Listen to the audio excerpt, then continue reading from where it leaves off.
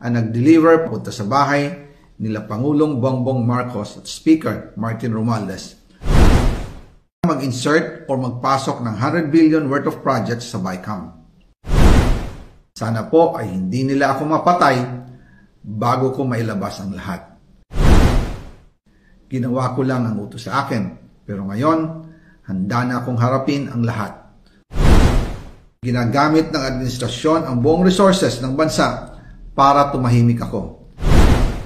That he will shoot me if I will talk. Gagamitin ako bilang panakipbutas sa kanilang kampanya laban sa korupsyon. Hindi na ako mananahimik, ilalabas ko ang lahat ng katotohanan. May resibo, may ebidensya, at may pangalan. Again, I informed the Speaker and asked clearance about the instructions ng Pangulo. At ang sabi niya, wala tayong magagawa. Kaya po nagtataka ako kung bakit sinasabi ni Pangulo na hindi niya makilala ang budget, samantalang lahat na binawas at dinagdag sa mga ahensya ng gobyerno ay humihingi ng approval sa kanya si Sec. Mina Pangandaman. Bago namin ginawa o tinapos ni Senator Chis Escudero during the BICAM. Sinabi pa ni Sec. Mina, everything is cleared with the President. Basta importante, pasok ang pondo na request ng Pangulo.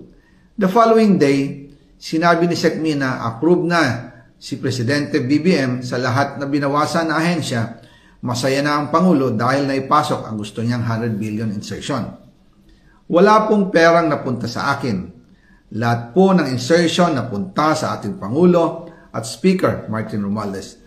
Ako lang at ang aking mga tao, sila Paul Estrada, Mark Tiksay, at ang aking mga security ang nag-deliver papunta sa bahay nila Pangulong Bongbong Marcos at Speaker Martin Romualdez sa North Forbes Park, South Forbes Park hanggang sa Malacanang.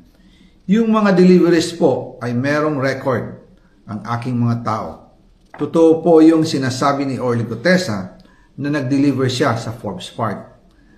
Totoo din po ang sinasabi ni Orly Gutesa na nag-deliver siya sa Malacanang nung siya ay nasa Senado. Para mapatunayan ang mga litrato na deliveries ay ilalabas ko po together with this video.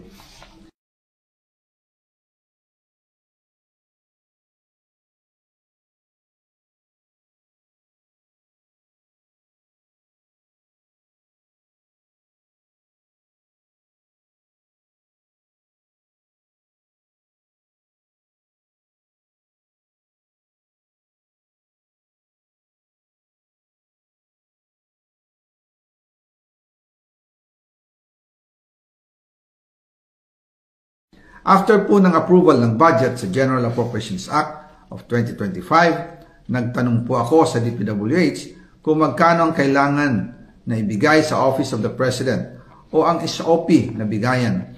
Ang sinagot sa akin ay 25%. Ang ibig sabihin nito, 25% ng 100 billion ang SOP na kailangan ibigay kay BBM mismo.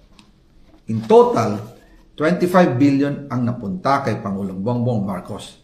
Kaya ngayon ay hinahamon ko si Ombudsman Remulla kung seryoso talaga siya sa mga sinasabi niya sa kanyang press release na idadamay niya pati si Martin Romualdez kung magbibigay ako ng ebidensya. Patunayan niya ngayon ang pronouncement niya. Imbestigahan niya ang Fraternity Brad at ang kanyang kaibigan na si Speaker Martin Romualdez kung talagang tutupad siya sa tungkulin niya. Imbestigahan din niya si President Bongbong Marcos. Sabi nga ni BBM nung SONA, let's do it right at mahiya naman kayo, hindi po ba? Nananawagan din po ako sa Senado na imbestigahan ang 100 billion insertion ni Presidente. Alam ko po na hindi gagawin ni Ombudsman Remulla ang hamon ko. Pero magaling ang Senado sa imbestigasyon at ako ay naniniwala na dahil sa kanila, lalabas ang katotohanan.